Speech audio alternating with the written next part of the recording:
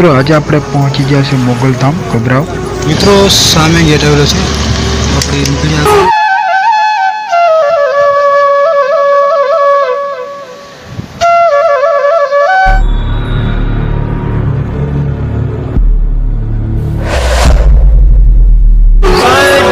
ક્યાંય પણ તમને લાગે તો હું વિડીયો એટલા માટે દઉં છું, મોગલધામ કબરાવ કચ્છ છે બાપુ।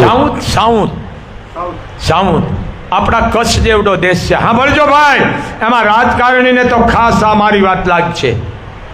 કચ્છ જેવડો દેશ છે, એ દેશની માલકો વરસાદ નથી, રણ છે, રણ સમજી લેજો। રણ છે ને ભાઈ, અને કદાચ થતો હોય તો એ ખબર નથી, પણ રણ કહું છું। એ લોકો આ જે સુરત છે, ચંદ્ર છે, એ એનું એક જાતની ગરમી ઊભી કરી અને એ જાતની પ્લાસ્ટિક બાંધીને પાણી ભેળું કરે છે, સંગ્રહ કરે છે। એ પાણીનો સંગ્રહ કરીને ફિલ્ટર કરીને એ પાણી શુદ્ધ કરી અને એ પાણી એ લોકો એના બકાલા વાવે છે।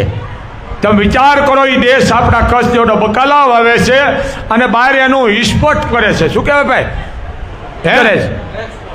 એક્સપોર્ટ, હા એક્સપોર્ટ કરે છે। તમે વિચાર કરો દેશ કેવો છે કે પાણી તો છે જ નહીં, એ પાણી સંગ્રહ કરી ભેળું કરી ટાંકા ભરી ફિલ્ટર કરી શુદ્ધ કરીને એના બકાલા વાવે છે, અનાજ પકવે છે, ખેતી કરે છે, ગાયું રાખે છે અને એ લોકો બહાર એક્સપોર્ટ કરે છે। તો ખરેખર આ ગૌરવની વાત કેટલી આપણા માટે કે ઇઝરાયલ કચ્છ જેવડો, પણ ઇઝરાયલવાળાનું મેં એક જોયું બાપ, એક માણસનું નળી કપાઈ ગઈ, નળી આખી નળી કપાઈ ગયું, વાત પૂરી સાંભળી માથે માથું હતું।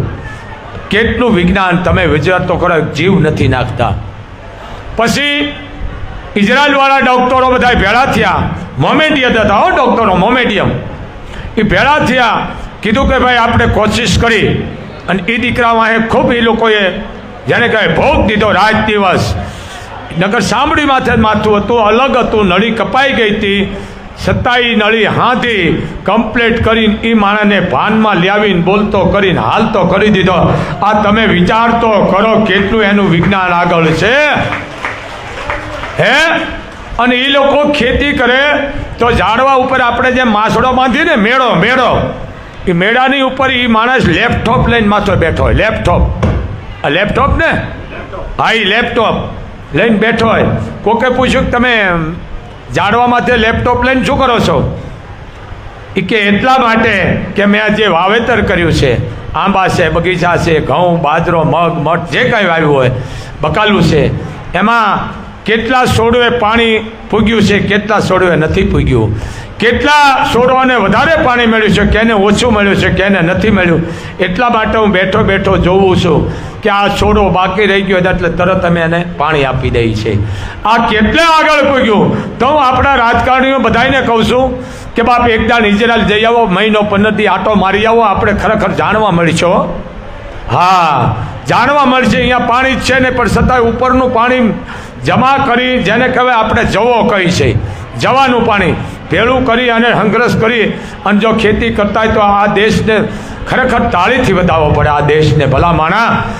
અને બીજી વાત કે અહીંયાની જે ગટરુના પાણી છે, આપણી ઘોડે આડા ધડ નહીં હો, ગટરુના પાણી છે એ 12 મહિને એની હરરાજી થાય ભાઈ। શું થાય? હરરાજી થાય। ગટરુના પાણી વેફડવાના નહીં, જો ખેતી કરતો હોય તો એ કરોડો રૂપિયા ભરીને એ પાણી લઈ જાય ને પાછું ખેતીમાં ઉપયોગ કરે। તમે વિચાર કરો કેટલી એની બુદ્ધિ તો જુઓ। હું આ બધા રાજકારણી મોટા મોટાને કહું, એકથી ઘૂમરો મારી આવો ને બાપા મહિનો, કોઈ વસ્તુ જેને કહેવાય વેસ્ટેજને સારું બનાવે છે લોકો, બોલો, જેને કહેવાય જે ફેંકી દીધેલી વસ્તુને એ લોકો શુદ્ધ કરી અને જગતની માલકો, આ દેશનું નામ છે ભાઈ। એનાથી હારા દેશ ઘટે, કચ્છ જેવડો છે, પણ કહેવાનો મતલબ બુદ્ધિ મને તમને ભગવાને દીધી છે ને ક્યાંક મેળવવા, પણ આપણે બીજાના ગાળિયા ન કરાય ભાઈ, સમજ્યા ભાઈ? અવાજો છોકરો એમ